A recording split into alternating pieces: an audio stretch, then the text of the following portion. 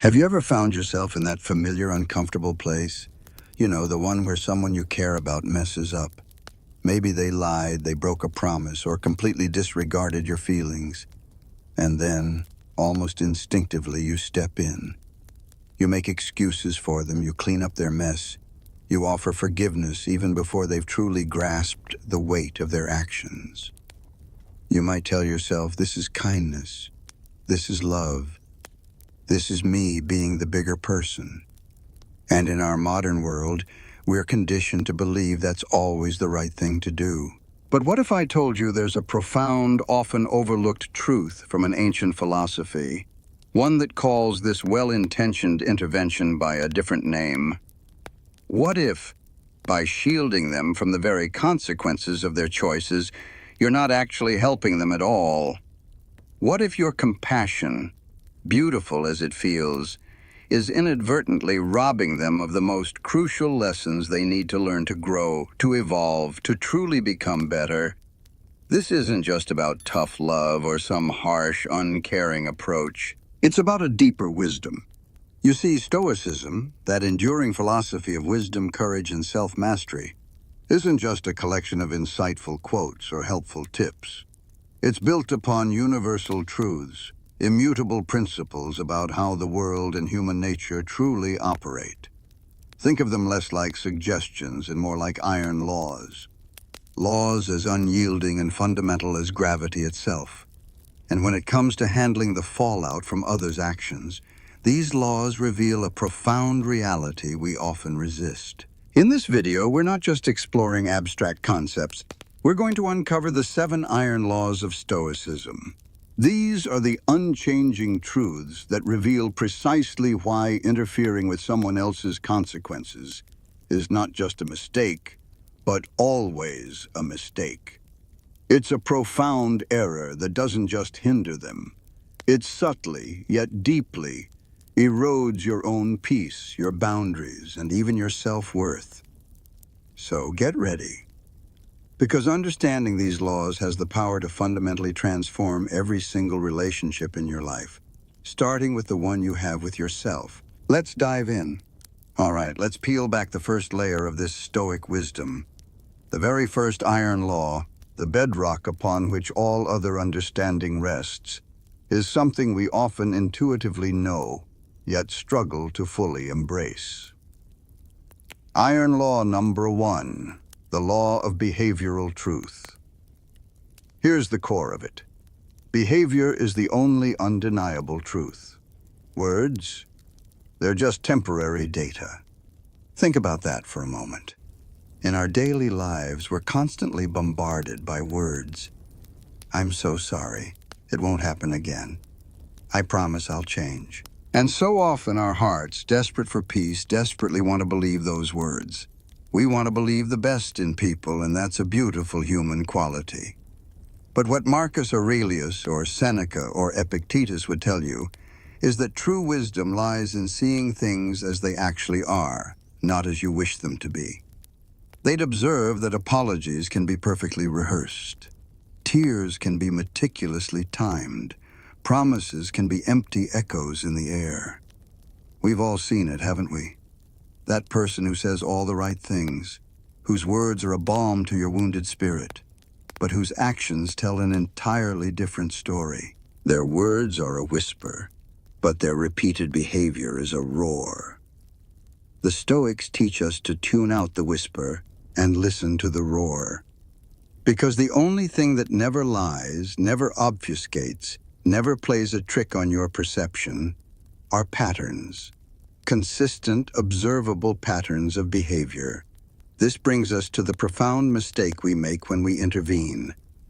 When you choose to believe the fleeting comfort of words over the undeniable reality of repeated actions, you're not just being naive, you are actively interfering with the truth itself. You are choosing to believe in an illusion, a convenient fiction, rather than confronting the cold, hard data that their behavior has laid bare for you. And when you ignore that data, you're setting yourself up for repeat performances of the very same pain. Let's try a different lens. Imagine you have a colleague or maybe even a family member who consistently cuts you off in conversations. They dismiss your ideas, perhaps even make a demeaning joke at your expense. Then, when you finally voice your discomfort, they immediately launch into a passionate apology. "Oh my gosh, I'm so sorry. I didn't even realize. I was just excited, stressed, tired. I promise I'll be more mindful next time." The words are perfect. They hit all the right notes of remorse. But then, a week later, or even the very next day, there it is again, the interruption, the dismissal, the casual slight. Their words are a temporary data point. "I'm sorry, I'll be mindful." But their behavioral truth, the pattern, is undeniably clear. "I prioritize my voice over yours. I disregard your input." When you continue to engage with them in the same way, absorbing their apologies and hoping for change without a shift in their actions, you are directly interfering. You're not allowing them to truly face the consequence of their consistent disrespect, which is eventually your withdrawal, your silence, your firm boundary. You're effectively choosing to live in a loop of illusion rather than stepping into the clarity of truth. And that clarity, that brutal honesty, is where true Stoic peace begins. Now, this leads us directly to the second Iron Law, which builds on this very idea of genuine accountability. We've just unveiled the first Iron Law. That behavior is the undeniable truth, far more telling than any words spoken. Now, this clarity on behavior leads us directly into a closely related, equally profound principle, one that challenges a deeply ingrained societal habit. Iron Law number 2, the law of true remorse. This law states, true remorse doesn't seek immediate forgiveness. It seeks genuine repair. Think about that. How often do we encounter apologies that feel almost transactional? Someone says, "I'm sorry, can we just move past this?" Or, "I said I was sorry. Why are you still upset?" It's a common script, isn't it? As if uttering the word sorry is a magic spell that instantly absolves them and obligates you to immediately forget. But the Stoics would tell you, and countless real-life experiences confirm, that such apologies are often less about your healing and more about their discomfort. They want to escape the awkwardness, to silence your pain so they can feel better about themselves. Genuine remorse, however, operates on a completely different frequency. It's not about them getting off the hook quickly. It's about them truly understanding the impact of their actions, sitting with the discomfort of what they've done, and then proactively asking, "What do I need to do to make this right? How can I rebuild what I've broken? What can I do to help you heal?" This isn't a plea for immediate absolution. It's a commitment to a process. It's a willingness to put in the work, brick by painful brick, to reconstruct trust, restore safety, and mend the fabric of the relationship. It shifts the focus from their desire for comfort to your need for restoration. Here's where we often make a critical mistake by interfering. When you offer quick forgiveness, that swift absolution, based on an empty apology, you are inadvertently short-circuiting their journey toward genuine remorse.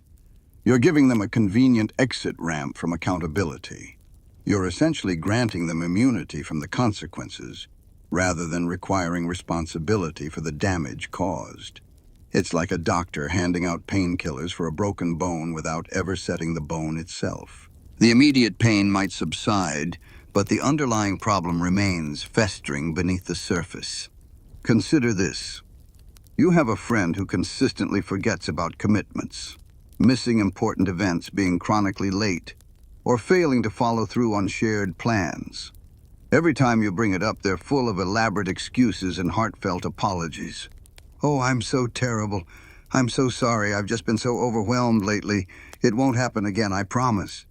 And because you value the friendship and you hear the sincere apology, you forgive them. You move on.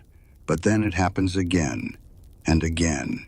By accepting these words without observing a change in behavior, By forgiving prematurely, without them demonstrating genuine effort to repair the pattern, you are interfering with the law of true remorse.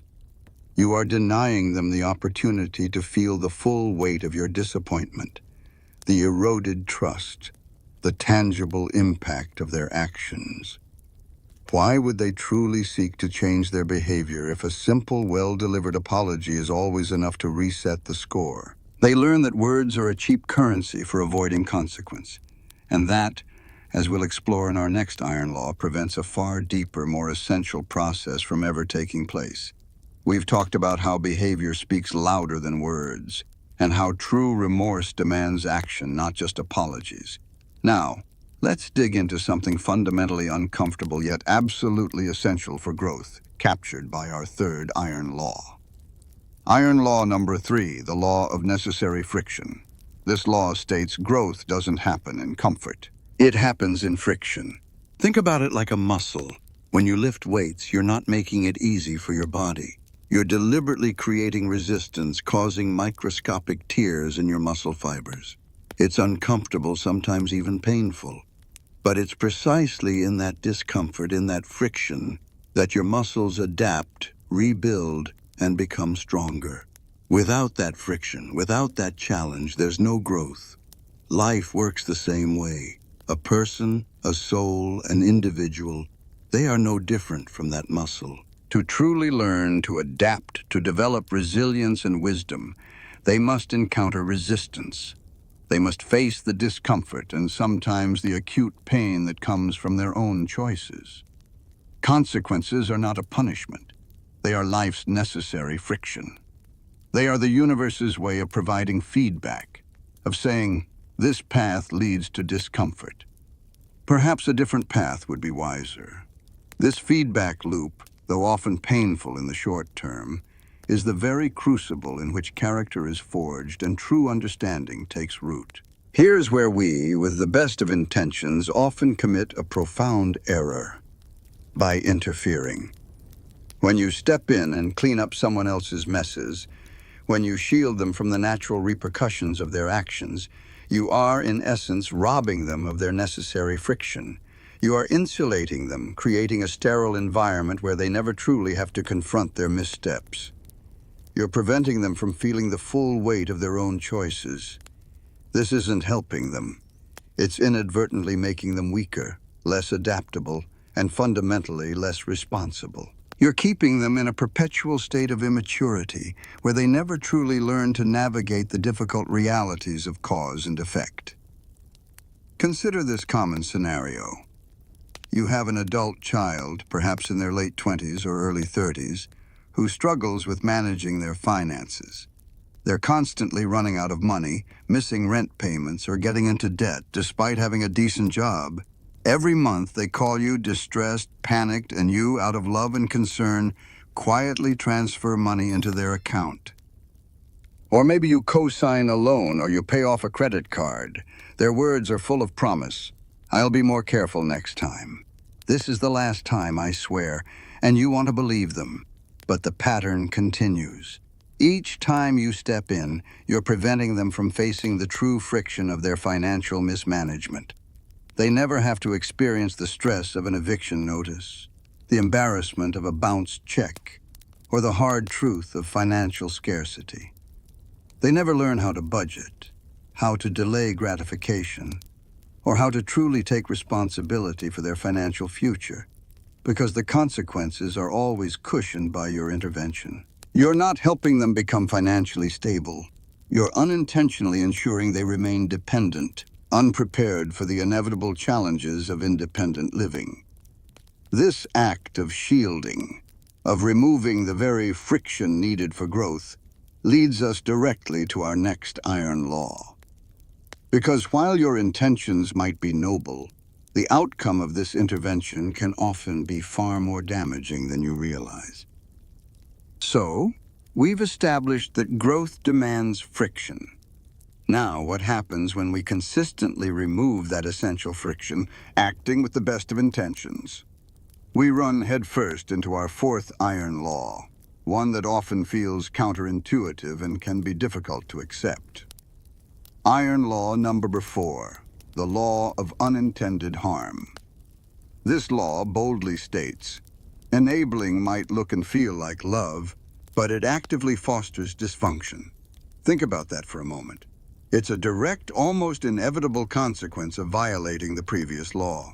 When you continually shield someone from the natural repercussions of their actions, you're not merely preventing them from growing. You are, paradoxically, actively nourishing their destructive habits.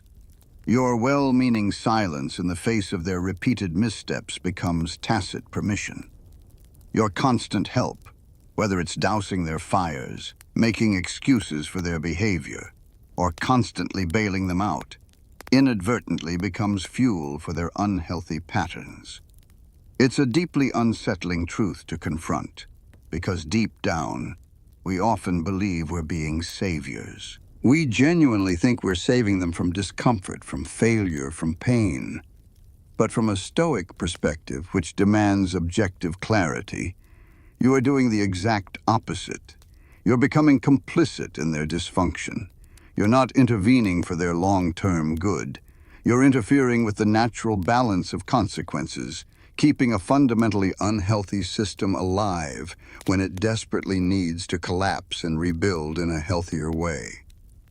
Let's put this into a common, painful scenario.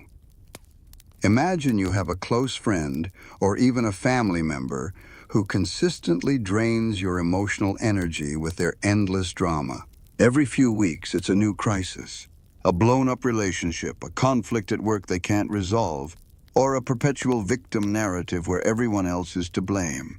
And every single time you step in, you listen for hours, you offer advice they never take, you console them, you smooth things over with others on their behalf. You think, I'm being a supportive friend. I'm being there for them in their time of need. This is what love looks like. But what are you really doing? You are enabling. You are, however unintentionally, teaching them that their emotional volatility, their avoidance of responsibility, and their tendency to create drama is a viable strategy. Why? Because it consistently gets them attention, sympathy, and your unwavering support, all without ever having to genuinely self-reflect, regulate their emotions, or take accountability for their role in the crisis. They never experience the true isolation that might force them to change, because you are always there to fill the void. Your energy, your time, your emotional well-being become the fuel for their constant chaos. You're not helping them break the cycle. You're becoming an indispensable part of it. This painful reality of unintended harm, this fostering of dysfunction, forces us to reevaluate what true compassion actually looks like. Because sometimes the most loving thing you can do for someone is to allow them to stumble, to fall, and to feel the full, unvarnished weight of their own choices. And that leads us directly to the power of our next iron law, the critical importance of setting boundaries. We've now seen how overlooking behavioral truth can lead to empty apologies, and how removing necessary friction can inadvertently foster deep-seated dysfunction. These are hard truths to face because they challenge our instincts to help. But this journey into Stoic wisdom isn't just about understanding others. It's profoundly about understanding and protecting yourself. This brings us to the fifth, incredibly vital iron law. Iron Law number 5, the law of dignity preservation. This law states, with crystal clarity, boundaries are not a punishment for others. They are a sacred act of preserving your own dignity. Let that sink in.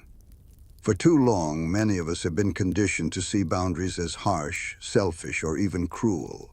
We worry about offending others, about being perceived as cold, or most powerfully about losing someone if we dare to assert our needs.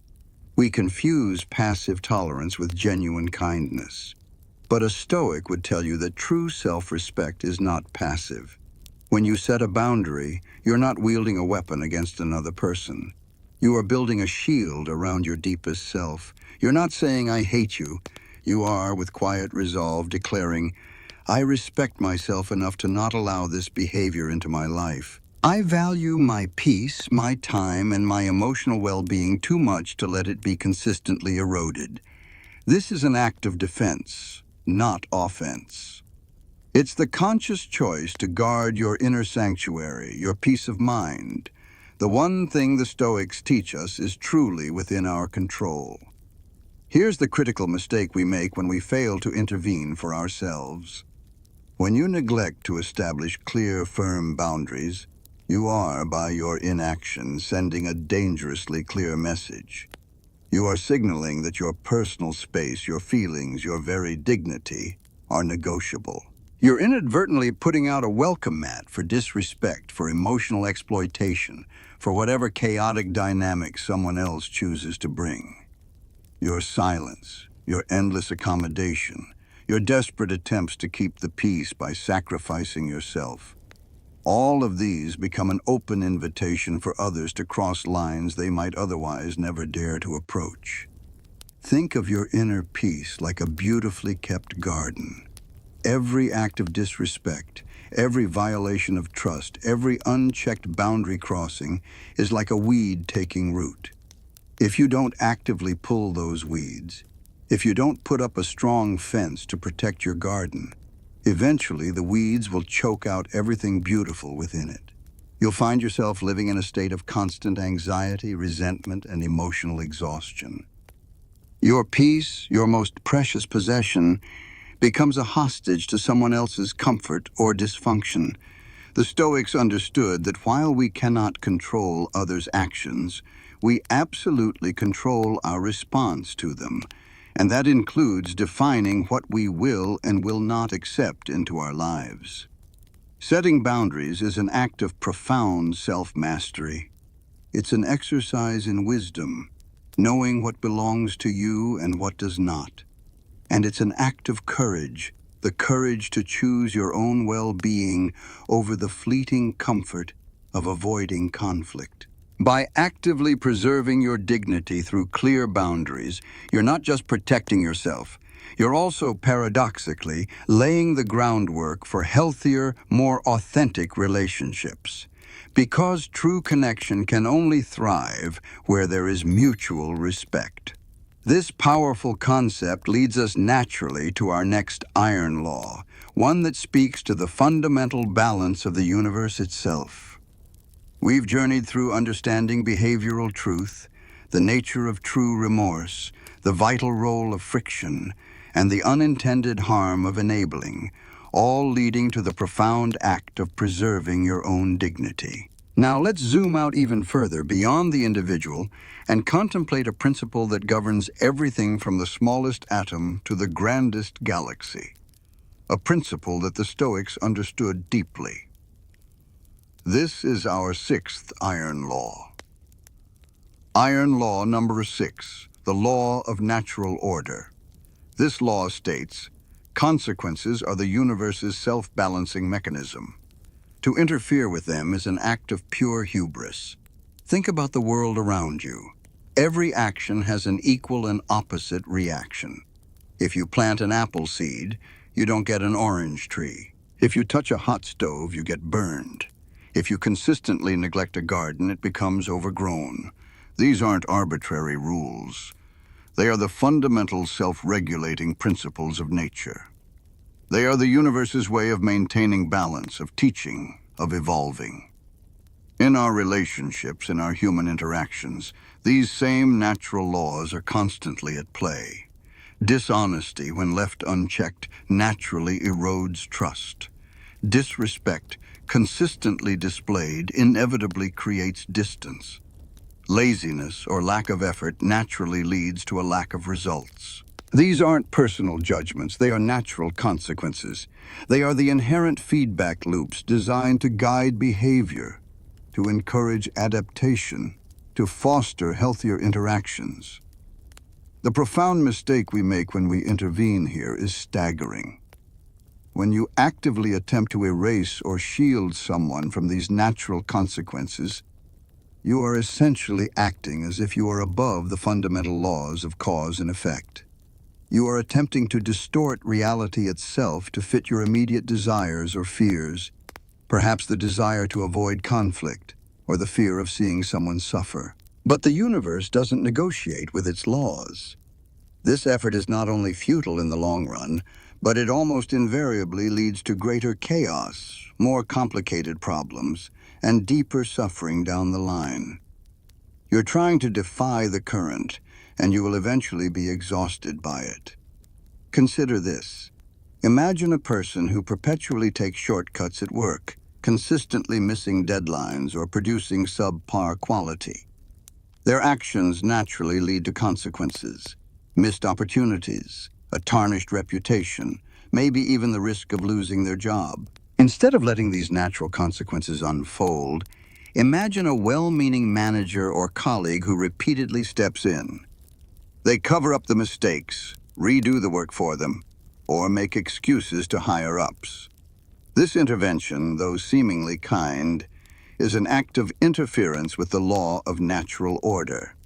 It prevents the universe's mechanism, the workplace's inherent demand for quality and accountability, from doing its job.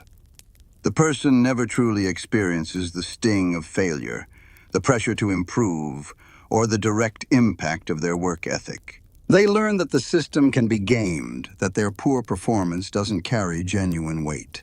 This not only burdens those around them, but ultimately deprives the individual of the crucial feedback needed to become a competent and responsible professional. The Stoic wisdom here is to surrender to reality. It's not about being indifferent to suffering, but about recognizing what is within your control and what is not. You cannot control the natural laws of the universe, nor should you try to prevent others from learning their painful yet essential lessons from them. Embracing this law allows you to release the burden of being a constant fixer and instead become an observer, respecting the flow of life. And this profound respect for natural order leads us directly to the final, most liberating iron law, one that reclaims your inner sanctuary. We've now arrived at the pinnacle of Stoic wisdom regarding consequences. We've unraveled how our actions, however well-meaning, can distort truth, stifle growth, cause unintended harm, erode dignity, and defy the natural order. But all of these insights ultimately lead to one single, liberating truth that empowers you like nothing else. This is our final and arguably most profound Iron Law. Iron Law number 7, the law of internal sovereignty. This law states, "Your peace is your territory. You alone possess the inherent right to decide who is allowed to enter and under what conditions." Think of your inner self, your tranquility, your emotional stability, your mental clarity, as a sacred citadel, a fortress built to protect your most valuable asset, your peace. And you, and only you, hold the keys to its gates.